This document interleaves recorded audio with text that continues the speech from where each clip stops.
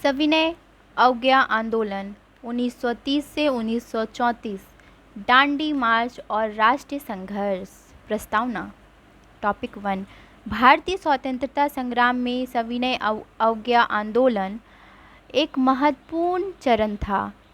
1929 के लाहौर अधिवेशन में कांग्रेस ने पूर्ण स्वराज का लक्ष्य घोषित किया। इस लक्ष्य को प्राप्त करने के लिए महात्मा गांधी ने 12 मार्च 1930 को दांडी मार्च शुरू किया और साबरमती आश्रम से दांडी तक जाकर नमक कानून का उल्लंघन किया। यह आंदोलन केवल कर कानून के विरोध तक सीमित नहीं रहा, बल्कि पूरे भारत में अंग्रेजी शासन और उनके अन्य कानूनों का सविनय अवज्ञा के माध्यम से अहिंसात्मक विरोध किया गया। टॉपिक 2, आंदोलन की पृष्ठभूमि और कारण। नंबर 1, पूर्ण स्वराज का लक्ष्य।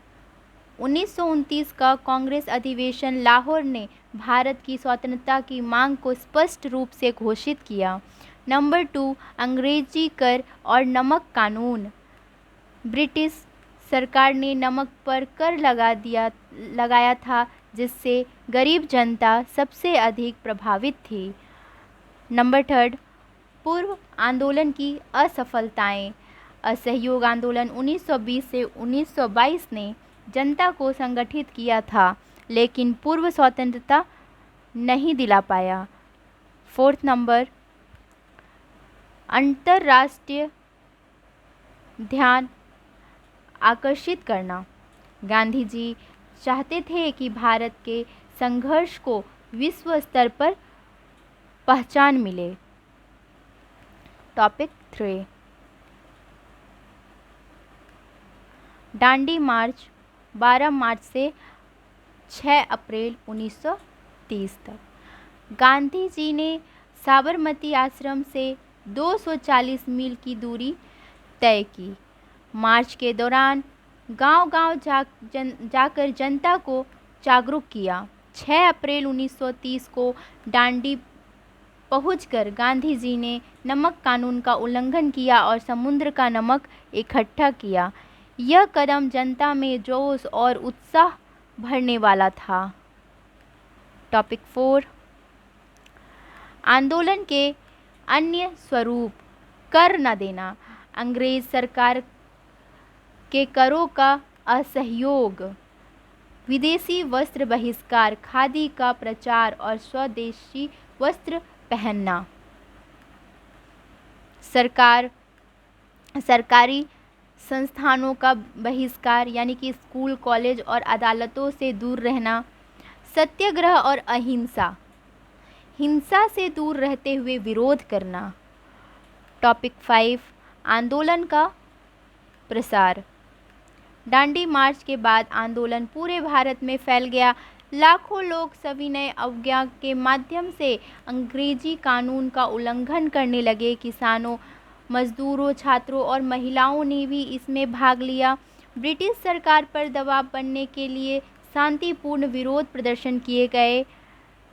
टॉपिक 6, ब्रिटिश सरकार की प्रतिक्रिया। आंदोलन के दौरान सरकार ने दमन किया, हजारों लोगों को गिरफ्तार किया। गांधी जी और कांग्रेस नेताओं को कई बार जेल में डाल दिया गया।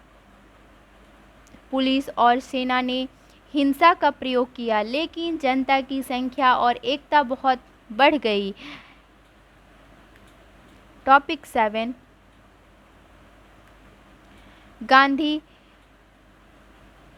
इरविन समझौता 1931 में गांधी जी और ब्रिटिश वायसराय इरविन के बीच गांधी जी इरविन समझौता हुआ।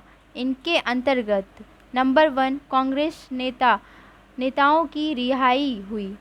नंबर 2, कुछ क्षेत्रों में कर और कानूनों में ढील हुआ। 3rd में कांग्रेस ने आंदोलन स्थगित किया। सीमाएं क्या थी? तो सभी मांगें पूरी नहीं हुई, विशेषकर पूर्ण स्वराज अभी हासिल नहीं हुआ। टॉपिक 8,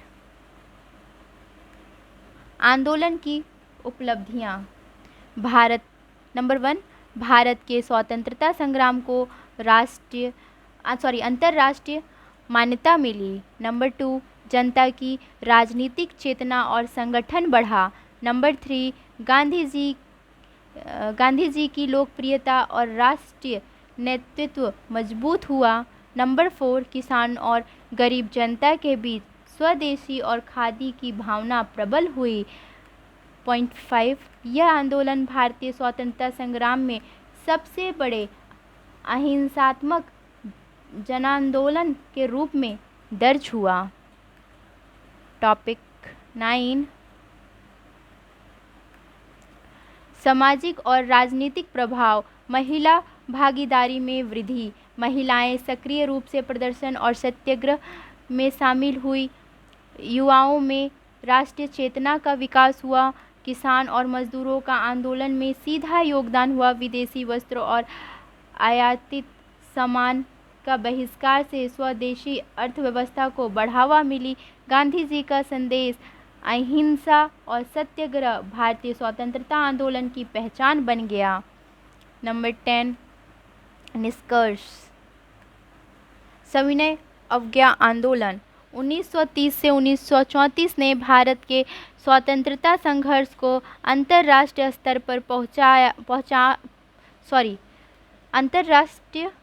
स्तर पर पहचान दिलाई। गांधी जी ने अहिंसा, सत्याग्रह और सविनय अवज्ञा के माध्यम से लाखों भारतीयों को एकजुट किया। हालांकि आंदोलन के दौरान दमन और जेल की सज़ा मिली, लेकिन यह राष्ट्रीय जन आंदोलन स्वतंत्रता संग्राम का एक महत्वपूर्ण चरण बना। दांडी मार्च और उनके बाद फैलाए गए आंदोलन ने भारतीय जनता को विश्वास दिलाया कि सत्याग्रह और संगठन से ब्रिटिश शासन को चुनौती दी जा सकती है। Thank you for watching this video.